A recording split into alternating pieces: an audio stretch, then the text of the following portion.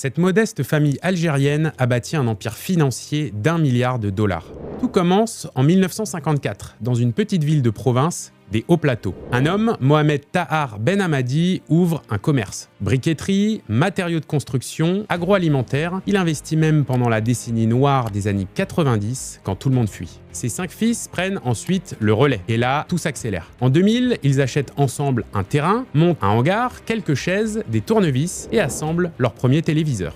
Les produits partent comme des petits pains. Ils s'équipent alors d'une vraie usine, appellent leur marque Condor et enchaînent. Frigo, climatiseur, machine à laver et, en 2013, le premier smartphone made in Algérie. En quelques années, Condor devient leader du marché algérien avec 35% de part dans plusieurs secteurs. 15 000 employés, 1 milliard de dollars de chiffre d'affaires. Abderrahmane, l'un des frères, ancien prof d'université reconverti en patron, est même reçu en 2018 à Versailles par le président français Emmanuel Macron. Mais derrière le succès, des zones d'ombre existent. Condor est en effet cité dans le scandale financier des Panama Papers. Des sociétés offshore au Luxembourg, à Hong Kong ou encore dans les îles Samoa. Bref, des millions échappant au fisc algérien. Et surtout des liens très étroits avec le pouvoir politique. Un frère ministre, un autre député et un autre grand patron. Quand le président algérien Bouteflika est poussé à la porte après 20 ans au pouvoir, la famille tombe avec lui. Arrestations et détentions provisoires s'enchaînent.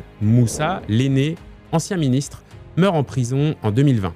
Abderrahmane, lui, est condamné en 2021 avant de voir sa peine réduite en appel. Aujourd'hui, Condor tourne toujours. Il est d'ailleurs le deuxième groupe privé d'Algérie. Bref, un empire construit en 70 ans à coup de travail, de politique et de quelques secrets bien gardés. Pour beaucoup, une question subsiste malgré ce succès. Est-ce que l'on peut vraiment bâtir un empire d'1 milliard de dollars en Algérie sans appui politique, sans passe-droit et sans opacité financière? Donnez-nous votre avis en commentaire et abonnez-vous à notre compte pour ne rien manquer de toute l'actualité financière.